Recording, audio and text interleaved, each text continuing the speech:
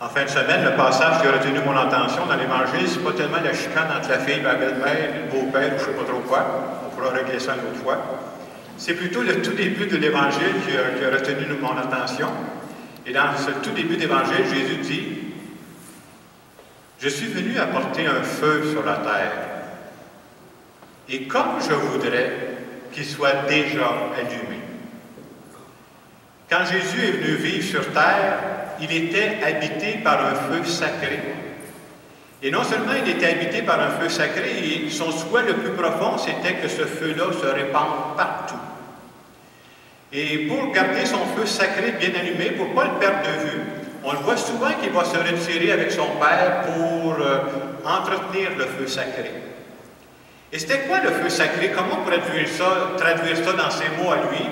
Je pense que le feu sacré qui habitait Jésus, c'était sa passion pour la vie.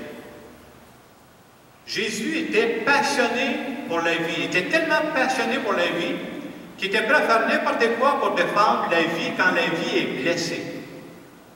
Il était prêt à faire n'importe quoi quand la vie est bafouée, quand quelqu'un est rejeté. Et sa passion qui l'habitait, son feu sacré qui l'habitait, était tellement important qu'il a transmis ça à d'autres. Et aujourd'hui encore, on croit que nous, les chrétiens et les chrétiennes, on continue à transmettre ce feu-là qu'il nous a apporté à travers nos personnalités, à travers les talents qu'on a dans le monde d'aujourd'hui. Et à la suite de Jésus, moi je trouve que l'Évangile de ce matin nous rappelle l'importance d'être en contact avec son feu sacré. On vit dans un monde où beaucoup de gens ne savent plus pourquoi ils vivent. Qu'est-ce que je fais là? Je perds mon temps. Je ne sais pas pourquoi je suis ici. Alors, tout l'Évangile nous dit que c'est important de retrouver son feu sacré. Et c'est quoi le feu sacré? C'est sa raison de vivre profonde. C'est la raison profonde qui motive tous les autres gestes. Et comment on fait pour trouver ça, son feu sacré?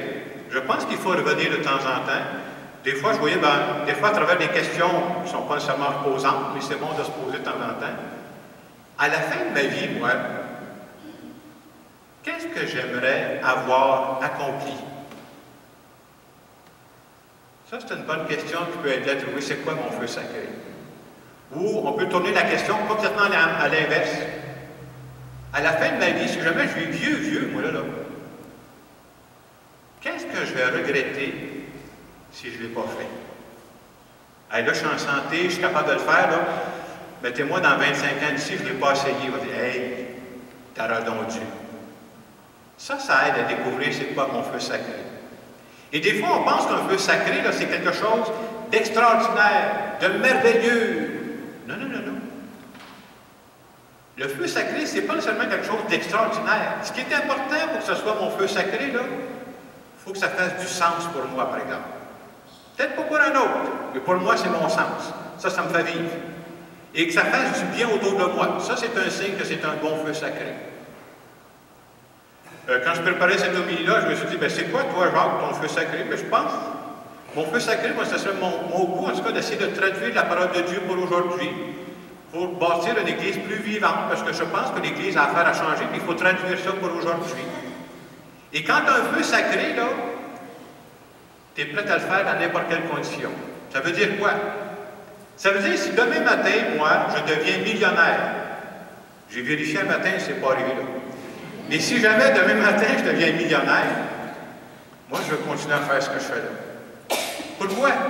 C'est ma passion, c'est ma raison de vivre, c'est mon feu sacré, c'est ma façon à moi de faire le bien. Et chacune de nous, c'est quoi ta façon de faire le bien? Et quand je préparais cette homélie-là, je commence toujours le lundi, j'essaie de lire des textes pour me préparer un peu. J'essaie de trouver cette semaine l'exemple de quelqu'un qui n'est pas parfait, là, mais l'exemple de quelqu'un qui, même à travers le temps, n'a pas perdu son feu sacré. Mardi soir, je me suis rendu au Parc des Sols ici à Saint-Hyacinthe.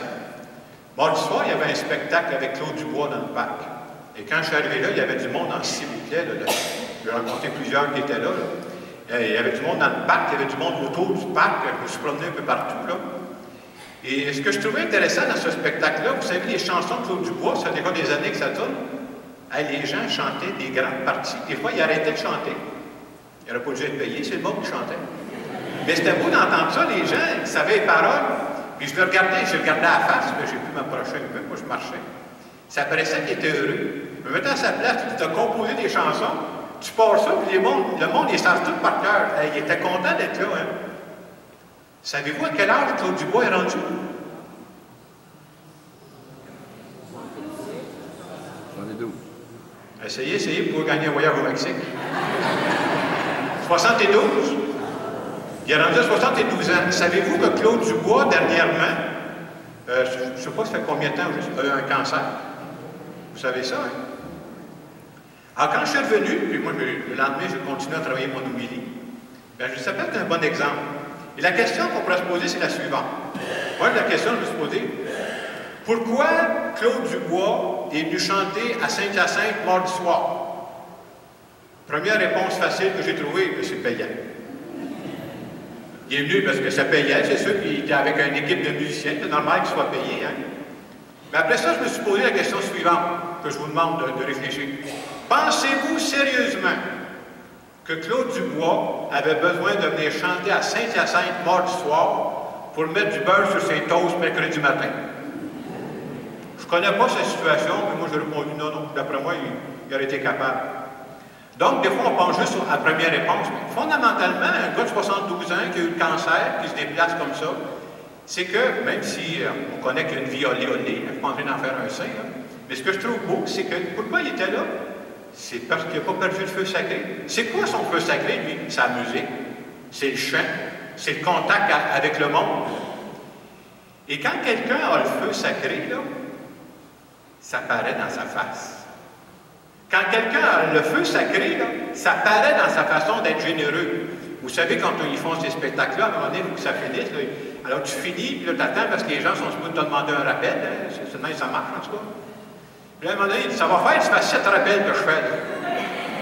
Bien, ça montre qu'il y avait encore le feu sacré. Sinon, tu plies tes bagages, il y a un auto qui l'attendait. Tu t'en vas chez vous, là.